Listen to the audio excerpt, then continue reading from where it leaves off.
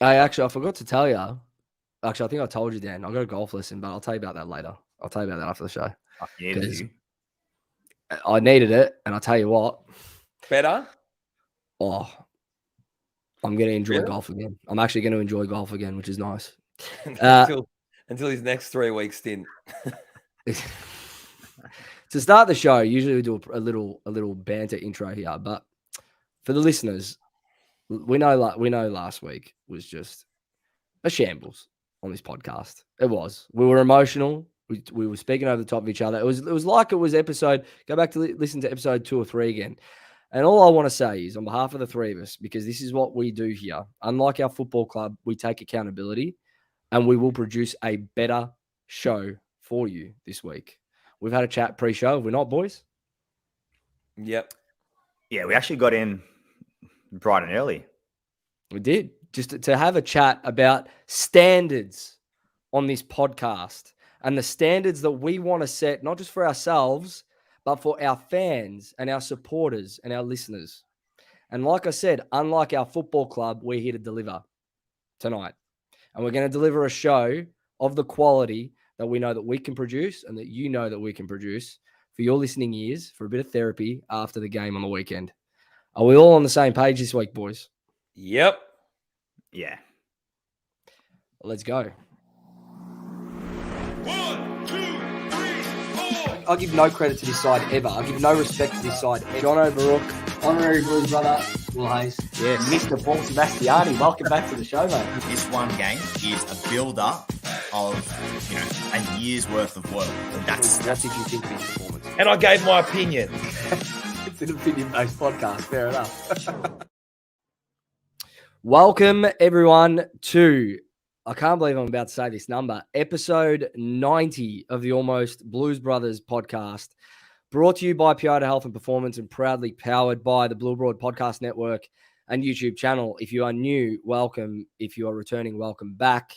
Like I said off the top, you're going to get a show tonight of genuine Almost Blues Brothers quality. We let you down last week. We heard the feedback, and tonight we're ready to go. And I'm not saying we're ready to go by unleashing. There's going to be a little bit of that, but you're going to get some quality content tonight. Before we get into it, boys, outside of footy, how are we? It's Mother's Day, isn't it? So just spreading the love, I guess. As much as possible after a pretty disappointing Saturday night. Spreading the love to one mother. Yes? Well, yeah. Well, it depends. Some might have, more. True. That is true. That's a good point, Jules. Fair enough. That's very true. Fair enough. Or grandmothers and, aunts, etc., or great-grandmothers, etc., etc. So happy Mother's Day for all the mothers out there. I was about to say, I think what Jules was trying to say is happy Mother's Day to all the mothers out there. Dan, how was your weekend? I had a first-time experience, boys, on the weekend. An enjoyable one. Hold on. G-rated. Yeah, I was about to say PG. No, G-rated. We're keeping it G. I did VR, virtual reality, at Zero Latency in South Melbourne. One of the best things I've ever done. Well, maybe not ever. Done some good stuff in my life, but it was fun. Well, I hope it was so. fun. Honestly, it was unreal. I recommend, boys. I think we should do it. Definitely. I felt like I was in Call of Duty. Gavin. No, not yet. About time. Yeah. No, good. You were telling us about a pre-show, and you've hyped it up that much that I think I'm actually keen to get down there, to be honest. Can I show the listeners how my movement with the AK? Make it quick. So I was here, and we had to. It was just all stealth, boys. I felt like I've been moving even for dinner. Lauren called me in, and I've just gone down like this and got down to the table. This is quality content, like we were trying to tell you off the top. That was part of pre-show. Yeah, it was. He did that. Yeah, exactly, for about 5 minutes. If you are new and you haven't already follow us on Instagram at Almost Blues Brothers and on Twitter at Almost Blues Bros. And while you're here, like and subscribe to the Blue Broad YouTube channel. It does help out this community immensely, and it helps us to keep bringing you content week to week. We've got a big show tonight. We've got a lot to break down from that game over the weekend. I still don't know how I feel. Obviously disappointed that we couldn't get the 4 points, and I think we all are. But I don't know. I don't really know where we stand at the moment. And I said on Twitter during the week, and I said it wasn't on behalf of you boys, but it is my take. I'm not overreacting until the end of the Essendon game in 4 weeks' time. This is a 5-week block where we need to take 2 wins, plain and simple. If we get those 2 wins, 6-1 and 6, the reality is that's just where we're at. And that's what we should be. That's where we should be at the end of round 13 at a minimum. So we can launch in the second half of the season into a finals campaign. So I am going to do my best not to get too emotional over the next 4 weeks and emotionally reactive to anything. I can't promise next week if we lose to Collingwood that that's going to happen. But tonight I'll be measured. I know the boys are going to be as measured as possible. We've already had a chat pre-show. So I'm looking. Oh, Dan might not be. All right. Dan's shaking his head. I'm joking. He might be ready to rip. We'll see what we can do. We let it rip enough last week. I know everyone in the comments there is wanting us to just go ham on the boys. Are you surprised? Like, do you know what I mean? Like, is anyone surprised of the shit that we watched, especially that first quarter? But anyway, Joe, let's get into it. Well, dissect. I think we are, aren't we? I mean, okay. No. We've got to do this because we've done it. And just by the way, 90 episodes, like we're in the 90s now. We are charging towards 100 at this point. And that live show that we spoke about a couple of weeks ago, that is well and truly underway. So if you're a listener or a watcher, keep your eyes and ears peeled because there'll be an announcement in the next month or so about what's going on for the 100th ep. But for tonight, without any further ado, let's get into it.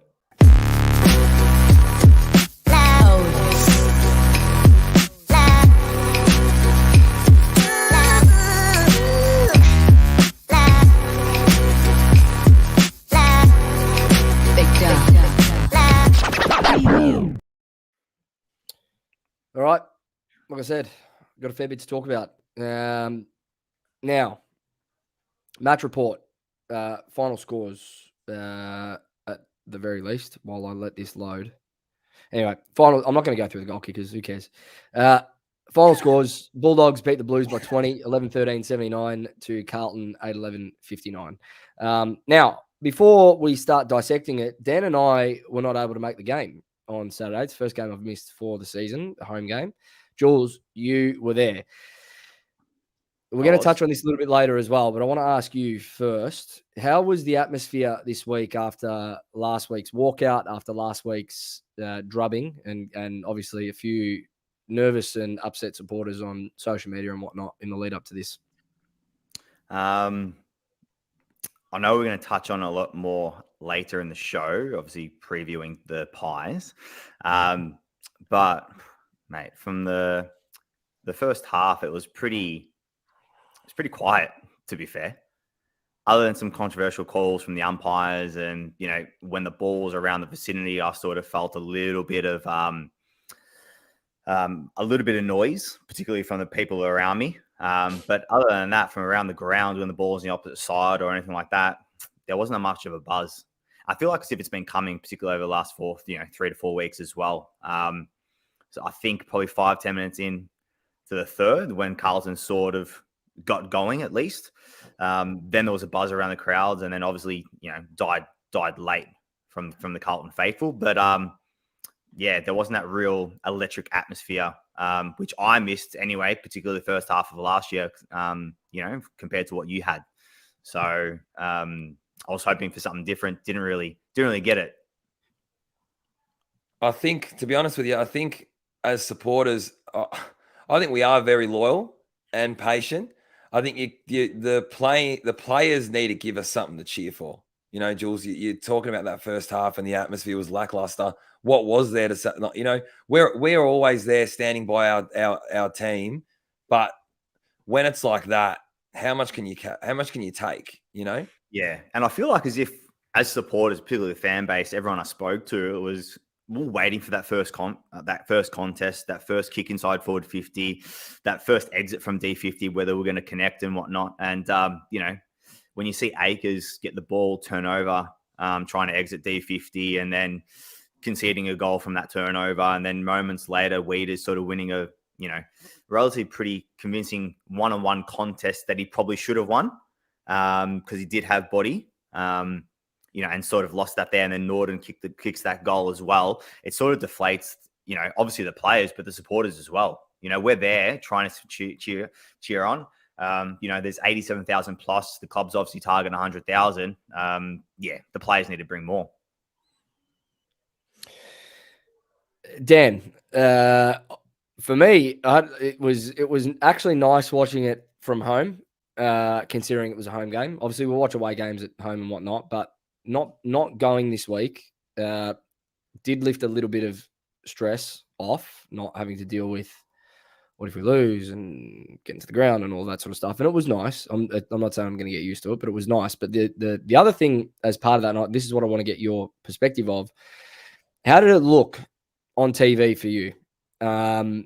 Let's not break it down between the two halves, because obviously for us it was a game of genuinely two halves for the Blues on Saturday. But overall, how was it for you watching it on TV after what we spoke about last week, after knowing all of the flaws that we see in the flesh? How'd you feel? Personally, well, first of all, boys, I didn't have to pop 2 Panadols because I thought I was going to have an aneurysm like when I'm at the game. But honestly, for me, it solidified a lot of what I was saying and what I've been sort of saying for a lot of the year, is that it's just basic skill errors and decision making. And from when you watch it on TV, honestly, like, it's clear as day. Like, and we talk about scoreboard pressure and taking your chances. Like, when you're watching it like that, obviously, Jules, you saw the same being there, but you can genuinely see the errors and there's clear errors in decision making and skill. And that's what cost us. That's for me, that was the biggest thing. That obviously watching it from home, I could really, because you sort of look at it in the heat of the game and you miss moments, but when it's there and they're showing replays of poor skill, I'm sorry. Like, I feel like as if even when Mackay's going back with a set shot and he's looking to snap, obviously even Motlop, Walsh obviously didn't convert. He didn't snap it though. And then you got Cripps going for a snap on his opposite side of the foot. You can sort of feel the nerves and the hesitation around not only the players, but the supporters as well. So, obviously it's just the conviction there. Go Dan. Sorry, Joe. Just to add on to that, I'll tell you what was clear as day. Was seeing the way through our turnover and through, the way we're going inside 50, for example, the way then they were able to then rebound off and slingshot off halfback. That for me, like, you looked at the disposal count and their top 3, top 4 disposal getters were Ed Richards, Johannesson, and Bailey Williams. Like, what does that tell you? That's yeah. For me, our pressure inside forward 50 was pretty bad. I feel like as if it's been pretty bad over the course of the season, to be fair. I think the stat in either the second quarter or at halftime or something was that we were plus 26 or something in contested possession, but we're minus 40 something in uncontested possession. And you could just see it. Like, we gave the ball, and this is, it's what we spoke about last week. Like, these are basic skill errors from like good players, like players that we know can handle a football. Like, I'm talking Jacob Wiedering again. I'm talking Blake Acres, who he's not a hack by any means. At Fremantle, he was one of the more respected players in that list, is what I've been told, and the understanding there. And it was because of his two-way running. It was because of his ball use, and it was because he wasn't a genuine hack. Like, and they're just 2 that I've named, but it was rife throughout the whole group in that first half. And ultimately, I've seen some commentary, and this is probably how we're going to break it down tonight. And we'll talk about the first half to begin with, because that's where the game was lost. Like, it was exciting to watch us come back and actually show some grit and determination, which we'll talk about in a minute. But you can't kick 1 goal to halftime and have 4 routine set shots that didn't register even a behind in a half of football and expect to win a game. Like, if we had won that game, if we had won that game, it would have been highway robbery on our end. And this is where, let's talk about the skill errors, because and the way we're kicking. Jules, I know that for 3 of those set shots in the second quarter, I think it was, you were, before we get onto the skill errors, because I know why you just put your hand up. I think for those set shots first, you were at that end of the ground. Yeah, I was. Yeah. Could you see, like, you on TV, we could see the hesitation on Cripps, Motlop, and Harry's face. Harry was in the first quarter, but Cripps and Motlop, and it's like, I don't know, you're 15, 20 meters out, just nail a set shot like the Dogs were doing. How hard is it? Yeah, I mean, when you got the likes of, like Always, for example, I think he's had, from memory, I think he's had like 6 or 7 set shots this year, and he's converted every single one of them. He's a deadeye. That's because he's trained, and he was a basketballer. So coming off of obviously a basketball background, being in the US, I think I think from memory, he did play a little bit of junior footy as well, but obviously not playing in a professional environment, not until, his early 20s at the Carlton Football Club. And you can just see his composure and his routine, and it's very, very repetitive. I don't feel like as if some of the other players would have that. Charlie's a little bit different. He sort of goes off instinct. You can sort of see. But Harry in particular, he doesn't really know. He's very hesitant. Cripps, much the same, to be fair. Even Motts. So, but you could just, I feel like as if when the players are hesitant, you can see it in the crowd, and they feed off it, So I feel like as if, needs to be a lot of work to be done there. Yeah, but people are saying that people are saying that there's pressure because of the immense pressure from the crowd. That's why they're missing those set shots. I'm sorry. That's not. Embrace it. I can't be hearing that. That's your job. Agree. That is your job. Plain and simple. I can't be seeing an unregistered score off a set shot 20 meters out.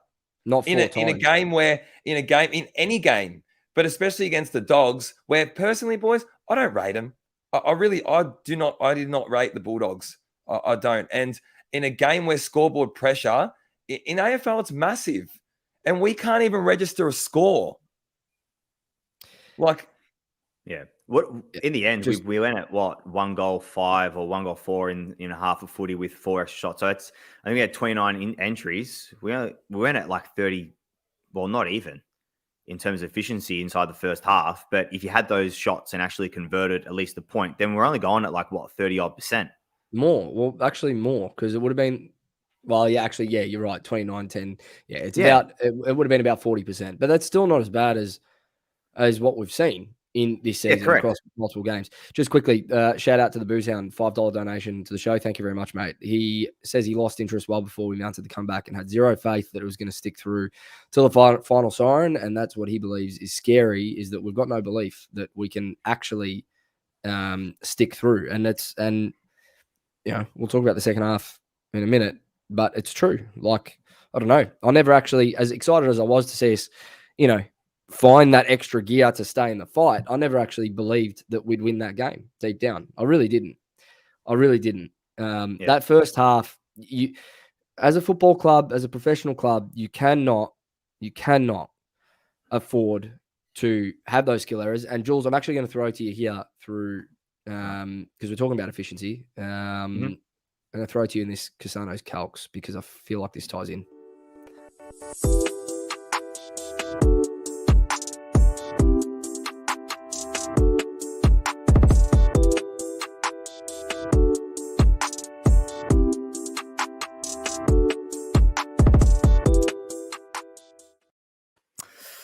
All right, so just looking obviously at efficiency by foot or by hand.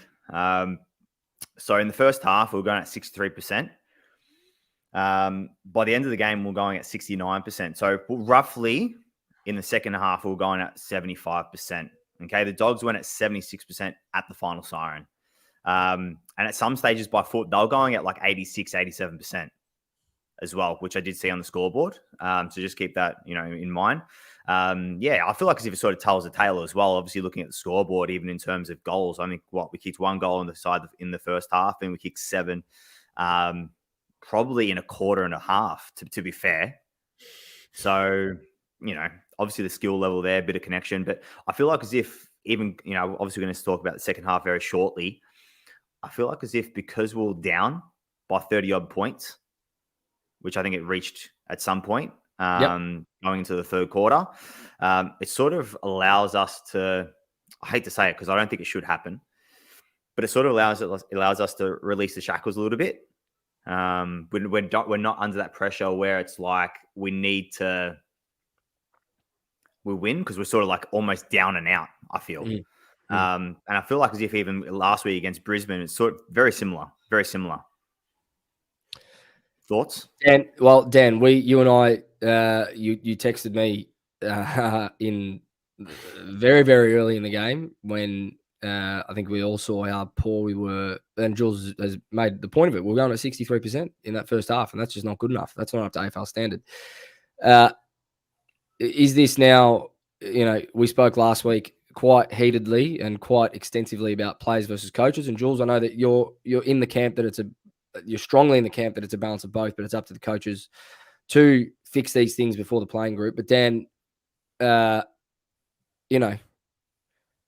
much of that first half can we seriously put down to coaching? Really? Well, that's why I messaged you in frustration because, like I said to you earlier, for me, there's nothing to overanalyze in this game that we've just watched. It's clear as day and I don't actually, boys, think that we found another gear. I just think we cleaned up the shit that we were doing wrong in the first quarter and or a half of footy. Honestly, I think at the end of the day, they were getting their scoring opportunities and they were getting inside 50 because we're going at something stupid like 41% by the first quarter. And they were going at a kicking efficiency of 80 something. They converted, we didn't. Then we started. Always goal was massive, and the way the bloke celebrated to the crowd, that started to get me G'd. Okay, but the fact that and that's what I'm trying to say about the importance of taking your fucking opportunities, boys.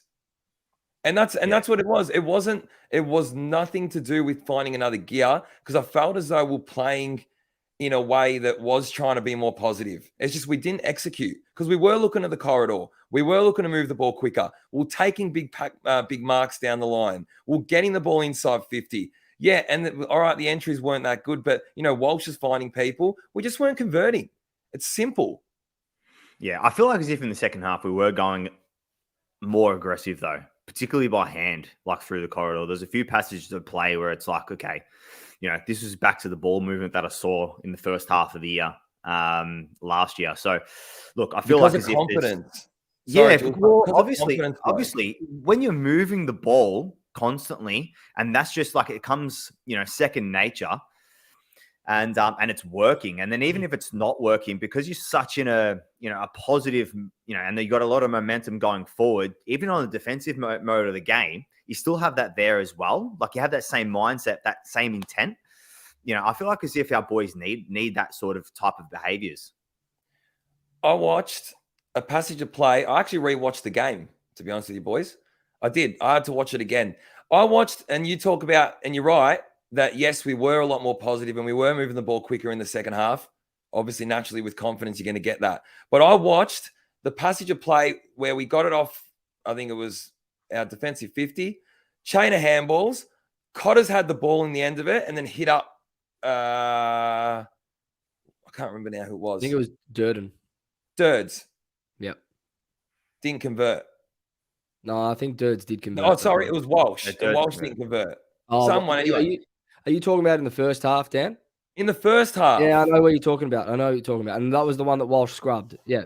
The movement was positive, and we were seeing that time and time again. It's not like we weren't, okay? But we just weren't converting. If we had gone and we were 3-6 or 4-6, you'd be talking about that first half very differently. I tend to agree because I I remember at halftime, I turned to my dad, who was watching it with me, and I said, yeah, we're playing slow, we're playing methodical. It's the same sort of game style.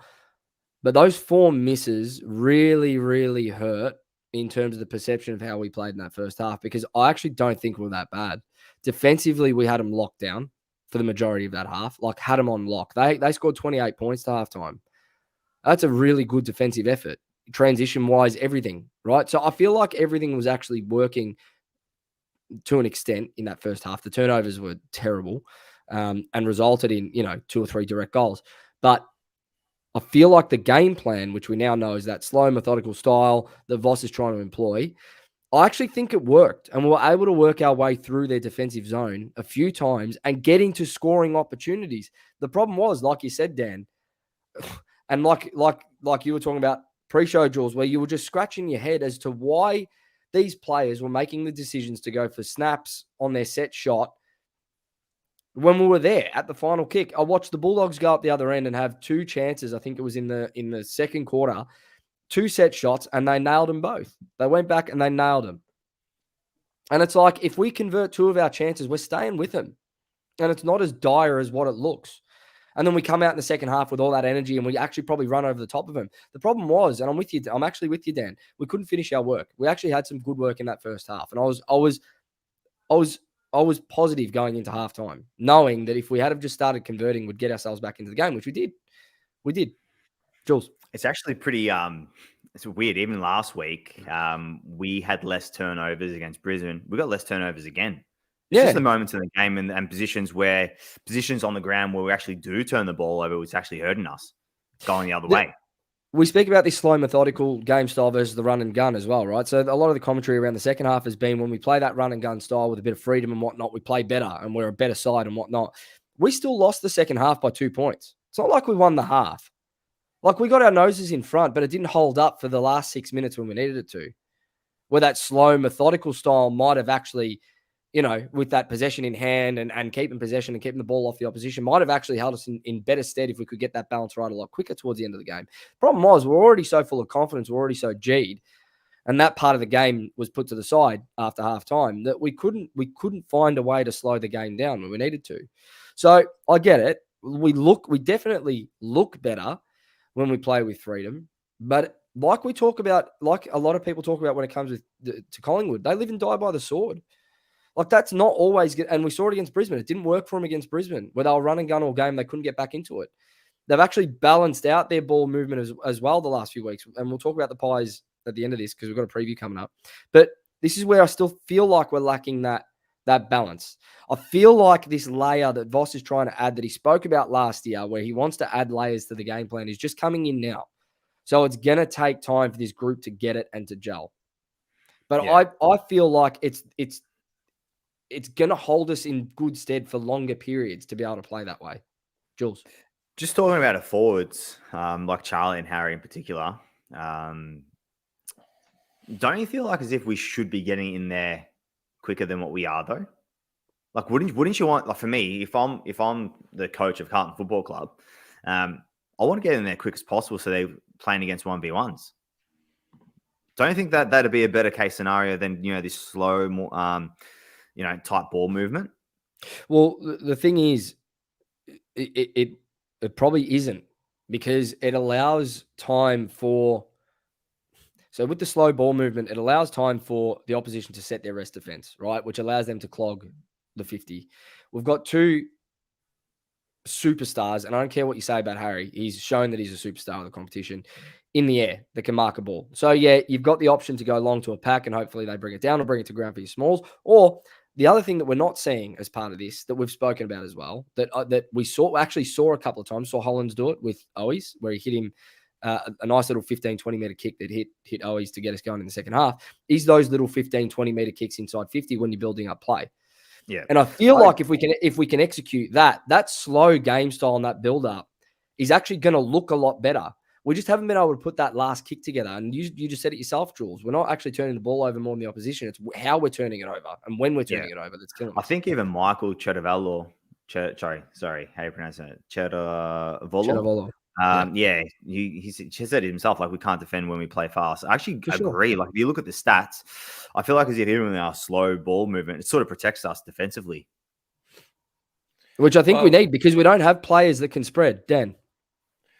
Yeah, you're right. You're definitely right in that point where if we move too fast, but it's work rate as well. Like I watched the ball go inside 50. Johannesson's picked it up, and Harry's just stood there watching. He's actually just stood and let him just exit D50. Like that's inexcusable in my mind. You Yeah. know? So purely for me, I think a lot of it comes down to the players that you can see they're second guessing. Yeah. They're second guessing as a lot. And that 1 to 2 second delay is the difference between the first option that you thought you had is now not an option. Then you got to go for something different. Then you start to panic because there's more pressure around you. I just see a lot of panic at times. You know, personally for me, I think the contested game, you can see we beat teams from a contested standpoint. Yeah. You can see that we win clearances. I just think that I think we need to get inside 50 in those instances in any way possible.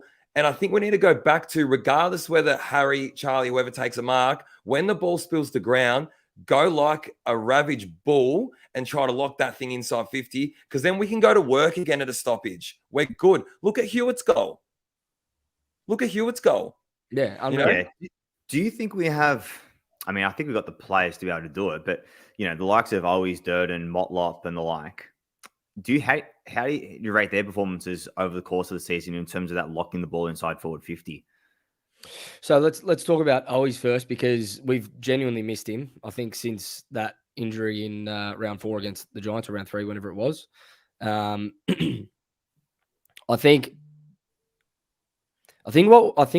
what this group misses, and we'll talk about this pre-show as well, is players in that middle to bottom 6 bracket that just play with heart and just bring it every week. Just bring effort, bring intensity. There's nothing flash. They can just execute.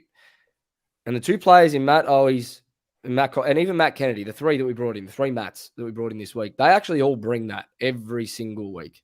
It's nothing flash, just all grunt, all brute, all run and carry, whatever you need. And they'll play the role that you need them to play. And I think with those 3 in the side, particularly Cottrell and Owies, we will be a better side for it this season. For me, those 2 can't leave. And if you want to talk about the small forwards, Jules and Matt Owies, I think he's our best small forward that we've got. Oh, I agree 100%. But the other 2, I don't know if their output, both from a goal standpoint and a pressure standpoint, is at where it should be. And especially like there's sometimes you go inside forward 50 and, mate, the ball hits the ground. Harry and Charlie have done their work. They're nowhere to be seen. Dan? I think at their best, if I'm honest, those 3 there are dangerous. Okay. I actually had Motts on the chopping block this week. I was that close. But then I looked at it again, and in the 3rd and 4th quarter, he made 2 massive tackles out of nowhere. Yeah. He run down 2 players, and that's game changing. that type of shit. If anything, boys, I have the biggest question mark over JSOS at the moment. That's my honesty. I think in that forward 50, in our forward structure, I don't really know what. I don't know he's integral at the moment because he pinch hits for Pitto and that, but he's doing fuck all, in my opinion. And this is for a guy that we all like because he's he plays with heart, like we speak about. But I'm sorry, when you're a liability, yeah. I think we mentioned this a few weeks back, but I think his spot is up for grabs for TDK. I think I think so. I honestly thought, and I'll put my hand up, I thought we could play all 3 with those 2 and Pitto in the same side all season, and I don't think that can work now. And I honestly think the TDK and JSOS, they should battle it out for that 3rd tall pinch hit position. And to be honest, I think you're right. The only thing with Jack that sort of gets him over the line for me is his follow-up work. And if you go back and have a look at some of the centre clearances and stoppage work around the ground that he attended against English, he was brilliant. His second effort to get to the footy and help out the other 3 or 4 midfielders at his feet and then get out of traffic or get a quick handball out or a quick hack kick just to get it forward, especially in that second half, was very good. It's a hard role to play, that third tall. It really is, especially behind Charlie and Harry, two absolute superstar power forwards. So I don't think he's ever gonna stand out. It's just whether or not you value that effort work that he brings, because really it's the only defining characteristic of Jack, if we're being honest, is his effort and his football smarts. So I think him and TDK definitely battle it out for that third tall spot. Let's talk about the second half. Obviously, it was exciting. And Jules, you're at the ground. I don't know. Like, I'm sure the atmosphere picked up. No. Oh, it changed dramatically after, the first 5-10 minutes. But in the end, we sort of had that uplift from the players. You got it from the crowd, but then, the last 6-7 minutes was, sort of in a sort of back to reality, to be honest. Dan, were you ever, I'm sure you would have been excited to see he's coming back, but were you ever convinced deep down that we were going to win that game after kicking 1 goal in the first half? I think, no. When they blew it out to 30-something points, I didn't think we were going to come back.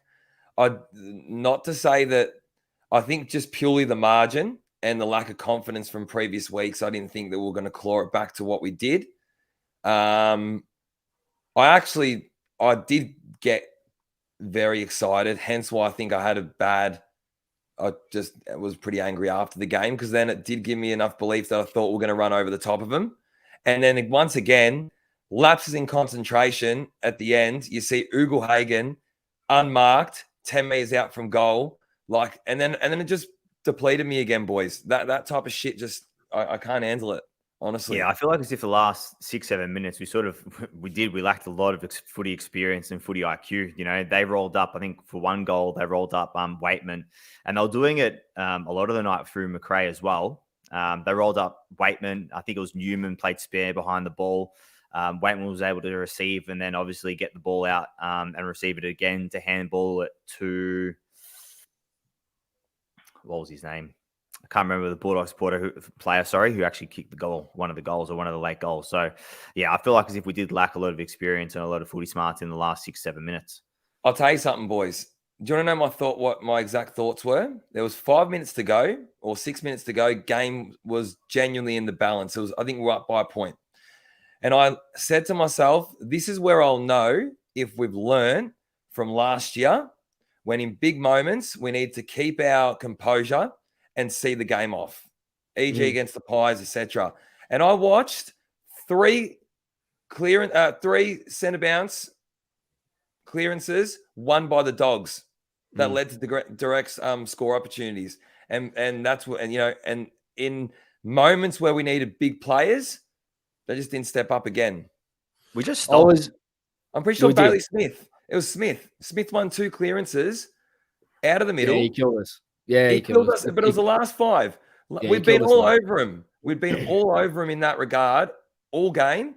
We needed to win the center. We needed to win the middle to get the ball inside 50, to lock it in, potentially score another goal, whatever it might have been. And in the end, we saw it happen. Yeah, look, it was, you know what, I was, obviously I'm pissed off that we've lost 4 points, because those 4 points I hate saying it because it's a cliche, but that could be an 8-point game come the end of the season, where if the Dogs creep in ahead of us, then, we're going to be looking back at this game and going, it could be the one that kills us. But, I'm pissed off that we couldn't get it done in the end. But in reality, that game, like I said off the top, would have been highway robbery if we got away with it, because we were nowhere for 2.5 quarters. And you can't play a quarter of footy and expect to win a game. Plain and simple.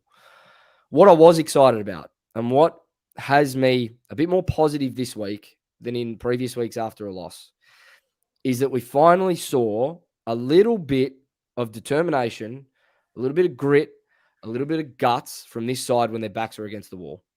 And they took the game on. They let it all, they honestly left it all out there after that first half to make sure that they not only had a chance to win, but just kept themselves in the fight. And they didn't go into their shells. They didn't continue to turn the ball over. They smartened up, they woke up, and they started executing. And it gives me a bit of hold on, Dan. It gives me a bit of positivity that if we can do that earlier, especially in that first half where we're missing regulation set shots and not even registering a score, it gives us a chance. We're not the worst football team in this league. We look like it sometimes, but we're not.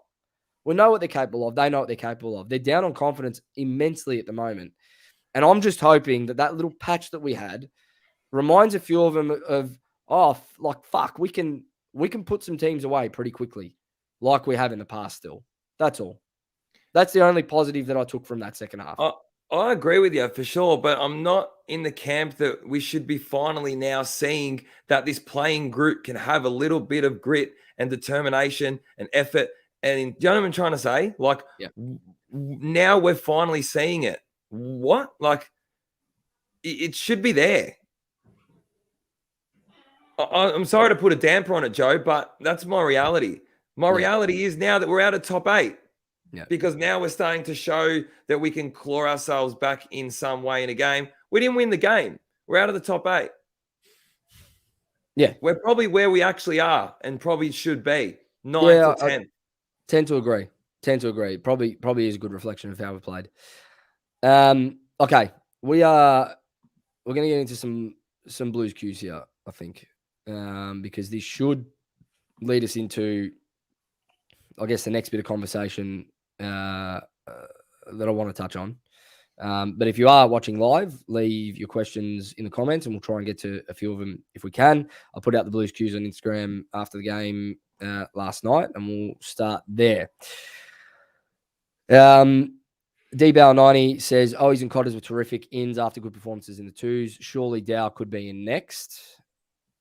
I don't know. I haven't watched enough of Dow lately, but he's obviously missed out for a reason. Yeah. Jules? Yeah. Me personally, I just don't see that happening. I think Owies and Cotters, that was inevitable, to be fair. I think Owies had good form, particularly first few games until he was out because obviously due to injury.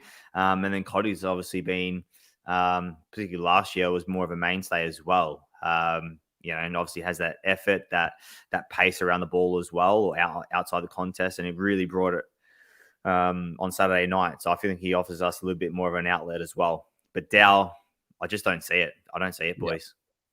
Yeah, well said. Oh, I'm the same. I'm in the same camp as for me. No. I've got a few. He's not the player. Sorry, Joe. He's not the player that's going to offer you pace. Yeah, so I don't think Dow is going to offer us anything that we actually need at the moment, which is foot skills and footy IQ, and I don't think he's going to bring it. Agree, 100%. Can I ask you, boys, Joe, before you go on to the next question? Yep. I think we've actually got a big, and whether we adapt potentially the way in which we are playing a little bit, because I think there's an issue with Cripper and teams now starting to realize, or not starting to, they know, but he's essentially becoming defensively, or when we lose the ball and turnover, a liability because you just can't move. Yep. The dogs flew past us, boys. Yeah, they did. Honestly, they did. And it was a man down, Yeah. No, I tend to agree. Well, it depends who they play on him and what kind of matchup you get on him. I know, like a lot of the centre balancers had like Bailey Smith on him. They had a player that had a bit of pace. So they got away from him. They did. Particularly not around the stoppages, but outside the stoppages, they definitely did. I've got a few here that I'm going to just roll into one because it's about one player, and I do want to talk about him real quick. So Daniel Lotteriet says, why do we play Charlie and Harry at the half-forward line and not one of them deep? Josh Lofts, Basic Magic says, is Harry okay? He's a shadow of his former self. Seriously worried about him. The Booze Hound asks, will Mackay ever get dropped? And I think there was one more that I missed. And Luke Polglay says, does Harry need a spell? Feels like he's turning into Casbolt before our eyes. I want to talk about Harry just real quick. So I actually think that they are playing one deep all the time and one higher up the ground. I think it's the way that we actually need to play him, because we can't sit here and go, play them both deep. And then on the next podcast, we go, while they're playing both of them deep, they'll both going up for the same ball, this and that. You need to have one a little bit further up the ground. I think we've actually established that. That's what we want to see. And I think it's good to see them trying that. I actually think Harry is executing that role really well.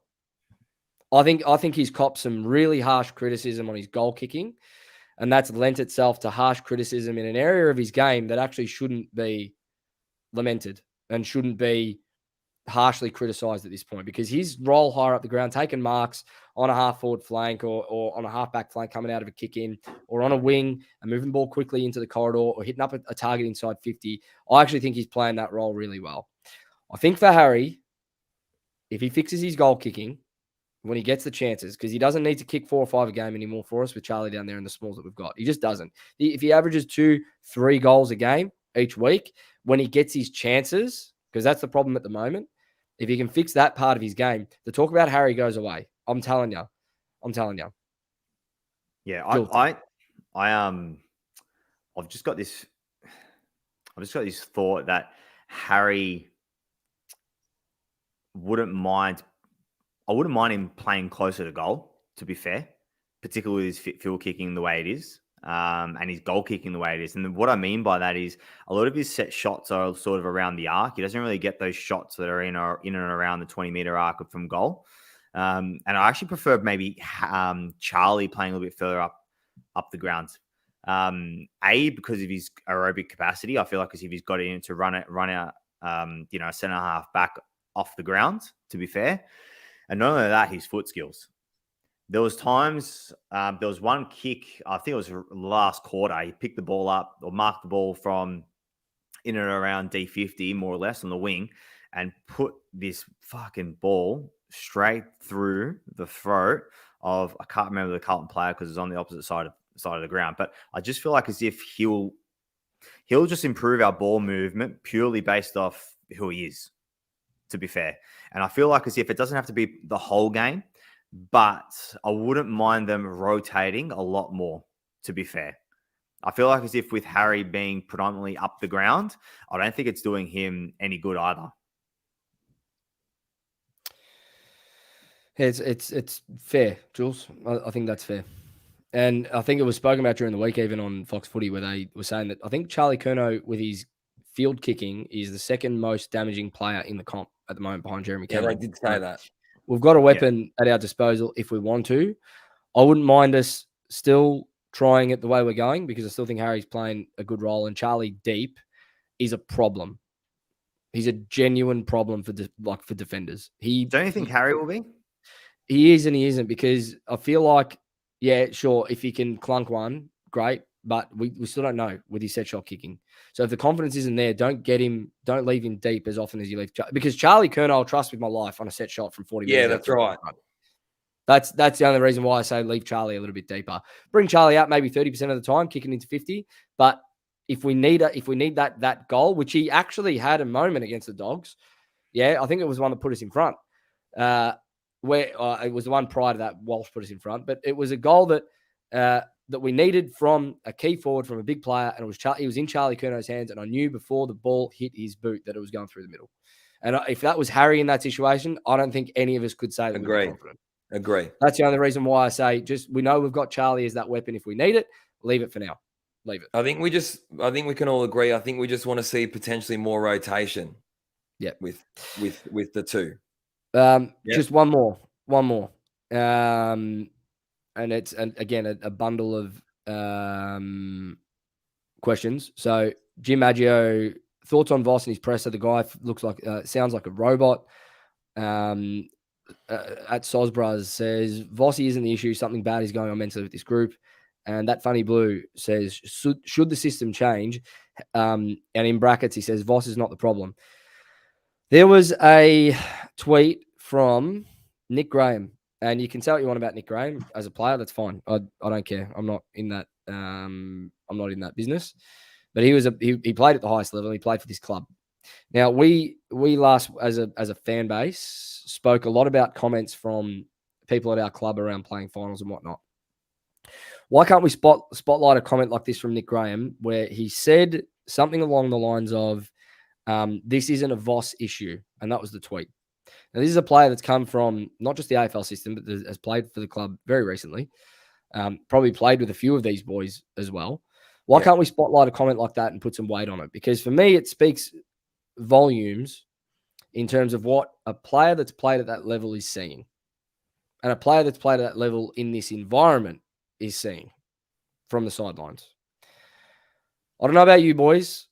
And Jules, you actually clarified today, to your credit, about your whole Voss stance. And you actually don't want to see him sacked. I know that for a fact. No. It's frustrating at the moment. And Voss is very, very easy to pinpoint because he's the head coach. But we do this as a fan base way too often. Way too often. The definition of insanity is doing the same thing over and over again, expecting a different result. We've sacked 9 coaches in 20 years. We've played finals 3 times in that 20-year period. What makes you think sacking another coach is going to be the be-all, end-all for this group? Would you sack Harry Mackay with how he's playing right? Would you sack him? No. You wouldn't sack Harry because his set shot kicking is a bit wayward. Like, Voss has had a year and a half. Not even. It's not even 18 months yet in football terms, like in game terms, in season terms, in fixture terms. He hasn't even had a season and a half to this point. Let the guy see out his contract, man. As a fan base, get behind what he's trying to do with this club. Dan. I agree. Listen, you guys and everyone listening know which camp I lead more towards, being players and coaches. Don't get me wrong, it is both. It definitely is both. It has to be. It's got to be the whole club in the end of the day that's accountable. But for me, I do sway more to the players being at fault and having to have been held more accountable. Where I do see Voss lacking is certain game-related decisions or lack of, okay? And I don't want to talk about previous games too much, but, you know, Ross Lyon, for example, made the call to get Wilkie on Cripper and then took him out of the game. Like, personally for me, I'd like to have seen Voss go, Cripper, get yourself out of the middle, go rest forward, go play forward more. Like, even yesterday, seeing Chera at half back for majority of the game. Yeah, Michael Cherravolo did want us to speak about that a little bit. Sorry, mate. I did want to get to your comment. Go for it, Dan. No, seriously, like, it's things like that. Like, I understand even having Doc in the middle, but I don't want to see Doc in the middle. I want to, play him off half back. For me, that's where the issues lie with Voss in those type of selection and decision, Matt. Because again, and don't get me wrong, potentially having now 2 genuinely good wingers in Akers and Hollands provide, and you've got then a big list of, you got 6-7 midfielders you're trying to fit in, and they're all good players. It's tough, but I don't want to see someone like Chera off halfback. I don't want to see Doc in the middle. I want to see sometimes a game a mid-game making a decision. Making a decision that can change a game, like Ross Lyon did with Wilkie. That's what I don't see from Voss. It's got nothing to do with system, nothing to do with any of that. It's just, I just don't think sometimes he has that nous to go, this and this will change up, will be better for us, Yeah, I feel like it's even with Doc, he's been starting off half forward as well, a lot in games. He's particularly playing half forward, half back. He's sort of, he's swinging the magnets around there, even with Chera off half back. I think he only attended 3 or 4 centre bounces. But we had Kennedy there previously. Yeah. Like, why? Yeah. I think there's some issues there. I just don't I don't agree, to be honest. I think it's interesting. I think Chera needs to play predominantly mid, maybe half forward, rotating with Walsh. I feel like as if that would be a better case scenario, particularly with his ball use going inside forward 50. I think like that'd be definitely the way to go. So, yeah, there's a few issues there. I'll play devil's advocate just to wrap this conversation up before we get into the votes. I think what he's trying to do is trying to just understand who can play what role in this group. Because like I said, it's only been a year and a bit, right, that he's had these players. He's done it with Hewitt, where he played Hewitt for 2 weeks off half back, and he didn't attend centre bounces. He's done it with Kennedy for 2 or 3 weeks, where he played off half back, didn't attend centre bounces. Now he's doing it with Chera, who's arguably been our most consistent midfielder, which was a shock to see Chera off half back. He played that role at Freo. I think at the moment, and then obviously, like you spoke about, Doc to half forward, all these little magnet changes that we see across the course of a game or across week to week, that you can't fault him for trying things, is what I'm saying. I don't But- think you can fault him for throwing the magnets around. Are they the right moves at this point? He probably doesn't even know that until he sees the results, and he's going to learn from it. I think the playing group's learning from it. We're all learning from what we're seeing. We know that Kennedy didn't work. We know that Kennedy didn't work, and I doubt we'll see Kennedy back there again. We know Hewitt didn't work. I doubt we'll see him back there again. Chera probably could work, to be honest, but we don't want him there. We want him in the midfield, and maybe Voss will see that in the next few weeks. Who knows? But the point is, Voss is inept. Voss doesn't throw the magnets around. Voss doesn't. He actually does. Whether you agree with what he's doing or not is a different story. Yeah. How much does this continue with throwing the magnets around with the likes of Kennedy, Chera, Doc, and we're not winning games, so there's no output. So I don't care if we're pushing magnets around and we're winning games. Even if the performances aren't there, but we're winning games. But he's doing it, and we're not even getting bang for our buck. That's fair, and that's fair. Don't push magnets around. That's right. If you're losing games, if you've got an All-Australian defender in Doc, and he's an okay midfielder, but then you're pushing the likes of Chera off the half-back flank, and he's been playing well in the first part of the season as a midfielder, or even Kennedy. I don't see why you would try that. That's fair. I said to you, sorry, Joe. I said we had Doc in the middle last year because we literally had no one else to put in there. Yeah. And now we're playing him there. Like that's for me, that's where the criticism lies with Voss. Not that I want him sacked. Like again, he's not there when you've got a set shot out from 20 and he's missing. Like that's for me, you can clear as day see it's the players. Yep. Let's move on. Fair enough. All right, votes. Who's kicking off? Pretty similar this week. I'll kick off.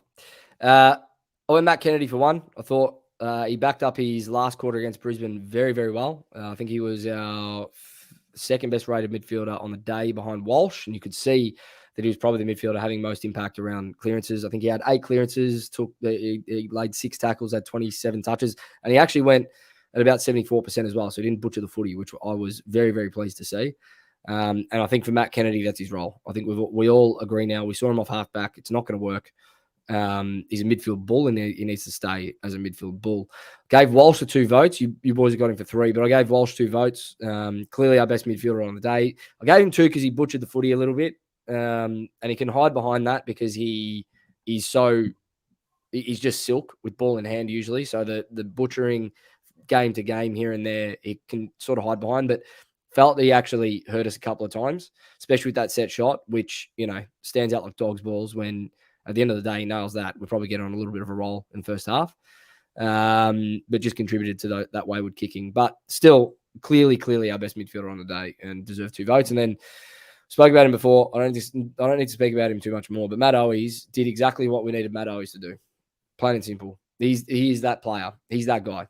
He's that guy. He is actually our third forward. I don't think Silvani is. I think Owies, the way that he positions himself, pressure he puts on the footy at ground level and on the opposition at ground level. Clearly 3 votes on Saturday night for me. If you're watching live, leave your 3, 2, 1 in the comments as Dan and Jules roll through theirs as well. I just feel like as if Doc 1 vote. I feel like as if he competed hard over the course of the night and allowed for other players to, sort of shine, I guess, through the midfield like Walsh. Always, I think, Joe, you sort of summed it up really, really well. Kick 3, obviously, after being back into the side. And then Walsh, I feel like as if, his game sums up itself, really. Goal as a midfielder, a lot of clearances, a lot of movement, particularly sort of, brunts a lot of the movement and particularly the defensive efforts compared to some of the other midfielders who don't really have that movement or the body that allows them to be able to do that. Dan, you had Newman? Yeah, I had Newey. It was a toss-up between... I actually really like Cotter's game, but it was a toss-up between Newey, Cotters, and Kennedy. But I went with Newey because especially early on when we needed... I think he was really putting his foot forward with ball in hand. he'd only turned the ball over twice for the whole game. I think he was defensively, he was solid as. I think he stepped in, he intercepted, he spoiled, his positioning was fantastic. I really, really liked his game. And like I said, a big factor was obviously with ball in hand. I think he was looking to really penetrate and hit and go the corridor, or that smart kick that would get us out. Had always, obviously, you boys mentioned, tough to not get 3 for me. But for me, I liked Walsh was the guy that looked to hit a target and go different with the way we went inside 50. And I think that's what actually got us going. Okay. Yep. Obviously you said he butchered the ball, but I think that goal at the end was crucial as well. Yep. To really, it was massive. And to nail that, you talk about pressure for someone like Cripper. Like Cripper didn't step up and kick his goal. Harry didn't step up, kick his goal. Motlop didn't, but Walsh he did. I know he butchered one, but then when it mattered, he did. So that's why he's got my 3. And I think that's a good point because he did butcher one early, but when he got a second bite of the cherry, he made sure it counted. And that's the mark of a good player, man. This is what I'm saying. We've got good players on our list. It's a mark of a good player to be able to do that late in the game. So the votes as they stand for the 2023 MVP for the Almost Blues Brothers podcast is Newman slides into the top 5 with 9 votes, Akers 11, Cripps still in third place on 13, Chera with 19, and Charlie on 24. All right, we're going OT tonight, big time. We're already at an hour. I feel like we covered that pretty well, but we've got a lot more to cover. And before we get into next week's preview for a big, big, big, big game. Yeah. Fuck. Libby's last word. Hey, it's Libby with Libby's last words. And this is what I thought about the game. Well, that was disappointing. Especially that first quarter and second quarter. Absolutely shit. How do you call that a game of football if in the first quarter we didn't score one goal with a Coleman medalist? That is just horrible. Our defense was crap. We can't be getting all these freaking turnovers. It has to stop. We have to fix our kicking. It has to stop. I really want Brendan Navola to come over to the club and teach him how to kick a freaking ball. Especially Harry Mackay. That's the one. Harry Mackay. We need to just get rid of Harry Mackay. He's good, but he just needs to freaking learn how to kick. He needs to go from the beginning and learn how to kick the ball. He was right in front of the goal and he actually had the audacity to freaking snap it. What the It was just absolutely shit. I mean, I don't know why they took off Ollie Hollins. I mean, Ed Kerner's good, but every game I'm so impressed on how hard Ollie tries. Like, he's just amazing for his first year. He tries so hard.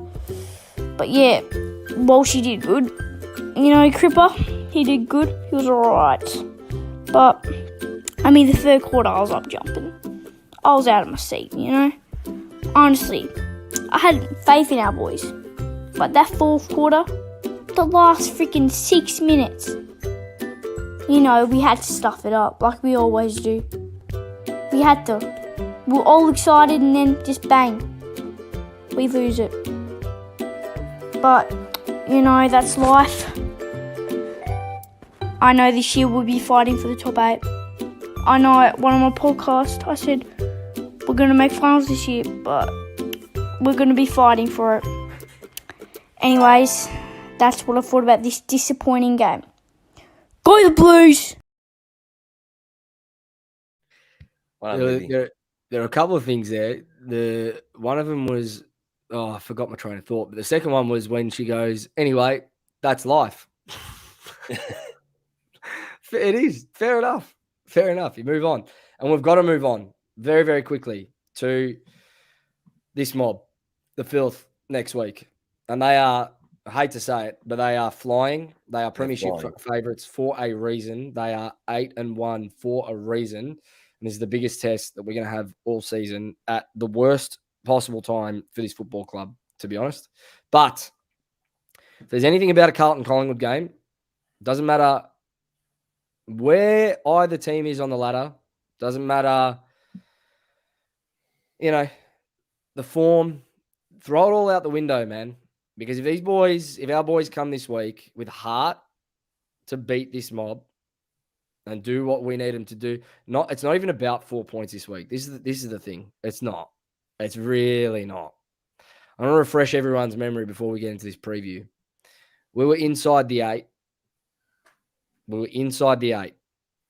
22 rounds, 3 quarters of footy, and 29 minutes last year. Fuck. I wish I could say the word, but I can't. But these pricks, it couldn't be anyone else. It had to be them in round 23. Don't ever forget it. And I hope I hope our playing group doesn't forget it. They took us away from that. They took that away from us with 1:30 to go. So Carlton Collingwood rivalry usually has a bit of extra bite in it. I'm going to be ropeable next week if we're doing this podcast and our boys don't show up. That's all I'm going to say. Show up. Ready for the fight from the first bounce. Show what you showed in that second half from the first minute of this game and take it to them. Just take it to them. I think we're going to need to, because if we don't, they definitely will. So I think it's going to be a pretty hard-fought battle from start to finish, particularly if we bring it. If we don't, then I think it could be a long, long day, unfortunately. This is a good like a really good comment here from Looker. And it's something that Reese, who we've had on this podcast a lot of times, said in recent weeks. Collingwood were 4-4 last year going to this game when we played them. And they'd lost to the Eagles, like the COVID-ridden Eagles, like 3 weeks prior. So they were in no sort of form coming into this game. And they beat us. They turned their season around. That's what these games can do. This Collingwood Carlton game can turn a season around. And it comes at the worst time in terms of our form, but it probably comes at the best time to see what these boys are genuinely made of. Dan, anything to add on the emotional side of things? Trying to stay very, very calm. Okay. But I just honestly, to the playing group, if you're not going to bring this or you feel like you can't, omit yourself. I want to show a video that's been. Otherwise, you're fucking wasting our time. You can't have any liabilities, boys. Not against this Collingwood side. Not against any Collingwood side. Not against any team. If you're a liability, don't even bother. Don't bother turning up. I'm over it. I want to show a video that's been circling on Twitter today. Let me show the video first, and then we'll discuss. I always keep saying all the beauty of soccer. For me, yeah, look at this. This is. Is that the ultras talking to the team? Yeah. Is this normal scenes that you normally see? The fans giving a message? What do you think they're saying right now? They're saying we traveled all this way, and you guys probably didn't show heart. You didn't show a lot of things. And as a player, oftentimes you just need to accept it because they're your fans, and they could turn against you. They're probably telling them, listen, forget about this. We still have everything to play for coming up in the Champions League match. But yeah, these are crazy scenes. The traveling Milan fans, they're passionate about their club. I want to break this down real quick. All right, there's a few things here that I want to touch on. And Gavin Willen, he says he'll be driving to Albury from the Sunshine Coast. He might sit this one out because he can't handle Collingwood games anymore. If you've got a ticket, rock up, Gavin, because that's what this playing group will need, is us at this stage. Now, it's very, very easy. There's a lot of comments coming through. It's very, very, very easy to get super negative about your club, which we often do as a fan base. All I'm going to say is for this game, put the negativity aside this week. Put your apprehensions aside for 1 week around how we're playing, around our form and whatnot. As a supporter of this club, this is going to be 90,000 people if we rock up, and it's our home game. This is a game that they need us in full voice for, which we spoke about at the start of this podcast, that we actually didn't bring the energy. We didn't bring the voice on Saturday. Jules mentioned it off the top. I'm not saying that it's going to be a soccer atmosphere. I'm not saying it's going to be an ultras atmosphere, but bring full voice and get behind them. Help them put their mistakes behind them. Don't berate them for it and boo or give Bronx cheers or whatnot. This is how I'm going to be going into this game, because it's going to be it's very easy for any of us to say, I'm not going this week because I don't want the heartbreak. Well, if you don't go this week, they've got an excuse not to rock up as well. Plain and simple. Dan. No, I agree with you. I don't think, Joe, I don't think that we've never not turned up for this side. You think about it. We're out in numbers in 100-point losses to GWS. Like, I think but I do agree. Lately, you can see that everyone's wearing thin with this. But if we're always going to rally behind the team. We love the club. I love the club. We've got 87,000 members off the back of not making finals since 2013 or whenever it was, and that was fortunate circumstances as well. So it's not like as if we don't support the club. I feel like as if we don't receive the output the other way around, to be fair, to be quite honest. I don't know if that's too harsh. I don't think it is. Well, that's how I see it. I feel like we'll know whether they want to bring it. That's the other element. That's the other element of that video that I'm happy to speak about, is that you're right, Jules. Like, these players haven't taken any accountability. The club hasn't taken enough accountability to this point from how vocal we've been. True? I'll tell you something. Do you know what pissed me off? I'll tell you what pissed me off, and the difference between that video and what we're seeing with our boys. I watched our captain laughing after the game of last week. I'd love for the playing group to stand right in front of us, and I'll tell them what I think. And I'd tell them, listen, we're going to be there every week. You don't have to worry about us, but just fucking perform. But nah, I'm watching your captain laugh. Come on. And the thing is as well, you got to take into consideration I'm pretty sure that was during the week at the Champions League, wasn't it? Yeah. In the Champions League. That's when that footage was taken. So you could just imagine they don't just put into perspective, just like fans on the line, etc. I'm talking millions of dollars, and not just 1 or 2 million. I'm talking millions of dollars for the club, etc. So, it's chalk and cheese in comparison, to be fair. Of course. And look what they're doing. Look how they're acting. It's incredible. The only reason I implore our listeners and our fans to keep rocking up, especially for this week, is I feel like this is the first time for a long time that it's been on a bit of a knife's edge with our supporter base. And I can see the comments coming through. I'm not discounting that we haven't been there. And Dan, I'm not discounting the fact that we haven't been there for the last 8 years supporting these boys. I'm really not. I just feel like it's on a bit of a knife's edge at the moment. That's all. And and I'm not forcing anyone to go. I'm not saying if you don't go, you're a bad person. Whatever. You do whatever you want. But if you go on Sunday, bring full voice for our boys. Galvanize this group against the Pies, because they're going to need it. I have no doubt that we'll outnumber Collingwood fans on Sunday afternoon at 3:20. I'm telling you right now, there's no doubt about it in my mind. Okay, even after the circumstances which have taken place over the last month, I just feel like as if you look at, say, Arsenal, for example, the English Premier League, what kind of atmosphere and environment they've created. That's off the back of all the hard work that the coaching staff and players have done. Then the supporters feed off it. Even when they were losing against Man City 3-1 away at the Etihad, you know what the Arsenal supporters were doing? They were cheering the whole game, all 90 minutes, because they knew that for the talent that they've sort of reached, the output that potentially that they could achieve in the course of the season. They knew. Does that make sense? Carlton, nowhere near it at the moment. Yeah, that's the difference. That's the difference. We're sitting out the top 8 where, for me, I know we can say it on paper, etc., on talent, whatnot. Obviously, it's the output, but we're more than this. I watched Collingwood before this podcast tonight take on the Giants today. I watched the third quarter when I got home from a weekend away. One thing I will say is I think the reason that they are so good at the moment, and you got to give them credit, they keep their structure, their width around contests especially, to a T. They don't get sucked into the contest. There's not 16 players around the ball. They just keep their structure across the park, and it allows them to move the ball really, really quickly side to side. And they've got outlets everywhere. If they come to the right, the thin side on the wing, there's nothing there. They'll go straight to the fat side and see if they can create something. If there's nothing there, they come straight back inboard. They just keep moving the football. So I think for us, is what I want to see on Sunday and what I think is going to go a long way to beating them. And I'm talking about beating them because this is the mindset we should have.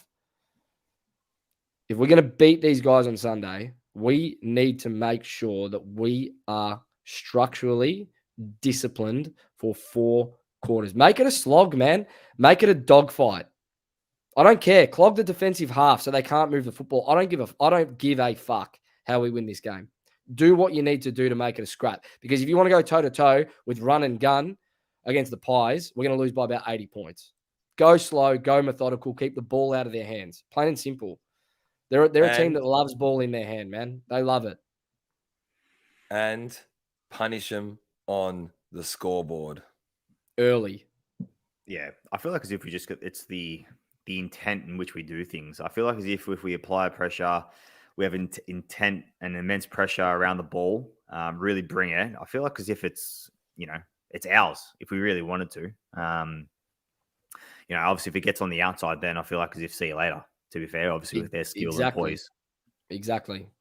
Minimize turnovers, and when we turn it over, don't turn it over in an area where they can launch and punish. Basically, is what I'm saying. Ins and outs, all the same. Who wants to take it?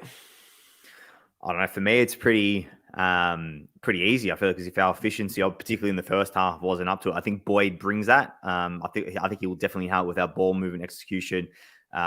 In between the arcs, especially, and even going inside forward 50. I know last year he had a good patch of about 4, 5, 6 games where he was genuinely bringing that. So not only with his dash, but his foot skills on either side. So I'm actually looking forward to it. He's had some decent games, decent hit outs over the last 2-3 weeks in the VFL by all reports. So I'm eager to see him. And I think Sincotta, unfortunately, is the player to miss out. I don't think he's been poor. But I feel like as if, again, we need someone with that full skills. I think Boyd's the guy. Well said. Do you boys like Ed as the sub? Nah. No.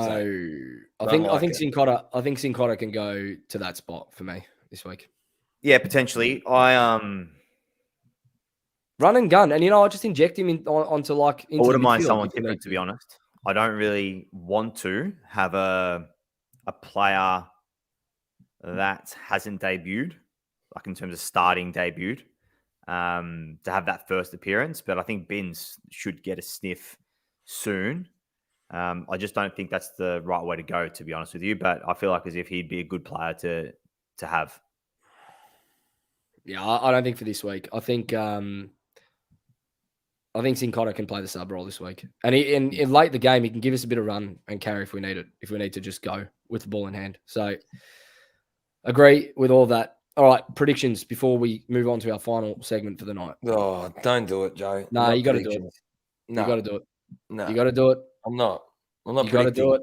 No, because I want us to win, obviously. And I'm not saying what I feel. So I'm not doing my prediction. Fuck it. We got to win. Jules. I predict that we need to win. You guys are weak. I'm gonna put myself on the line, knowing that I'm gonna get hurt. Like I said at the top, it doesn't matter about form in these games, man. We ruined their 150th birthday, whenever it was a few weeks back, and we were nowhere at that stage. Like, we think we're nowhere now. We were nowhere back then. The thing is, I don't doubt that we can't do it. That's the issue. I know we can. Like, I know it's in us, but I just don't see it happening, I don't want to predict it, Joe. I want us to win. I want us to win. How's this? What do you want me to say? I'm putting them both on mute. Watch this. Can't speak. Can't speak. If you don't want to predict, fuck is. I'm gonna predict. I'm gonna put myself on the line. We are winning this game. Bob already predicted. Bob's predicts. I said mute. We are winning this game, and we are winning this game by 1 point. That's where I'm at. That's how confident I am. At least I put it out there. All right. To finish off, Dan.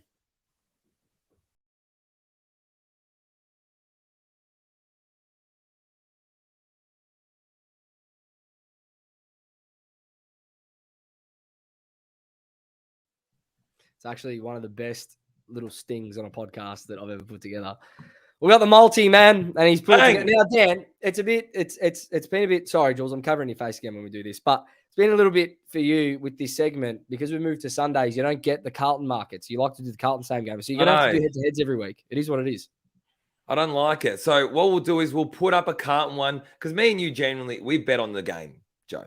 Well, no, I haven't been lately, to be honest. I don't like getting hurt twice, to be honest. We're going to. Anyway, so I'll post the Carlton multi in there.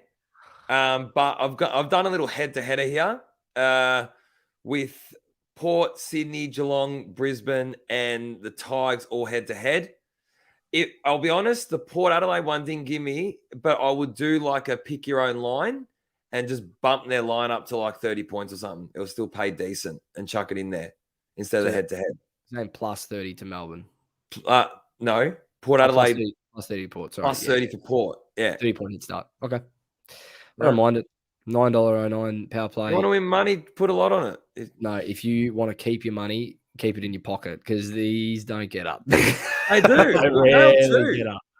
We've now two. Doing how many? Hey, Clarence, your only supporter of this segment, he's not even here tonight. He missed it. He missed the win against Anzac Day. He missed Gamble it. responsibly, people, please. Boys, I want to say, so we don't get sued. I just want to say, well done for keeping your composure tonight. Well done. Just some quick live listener feedback if you want to give it. Were we any good tonight?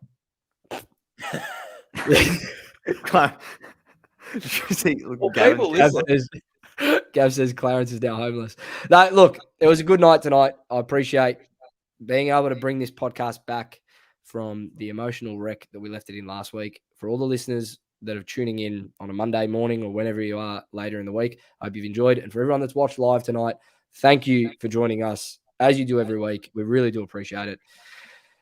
It's a big week coming up in footy, man, for a Carlton supporter. Get behind this club, get behind these boys just for one more week before you throw the towel in. That's all I'm asking. That's all we're asking. That's all the club is going to ask of you. And then after that, do whatever you want. But until next week, up the fucking... Thunder, buggers!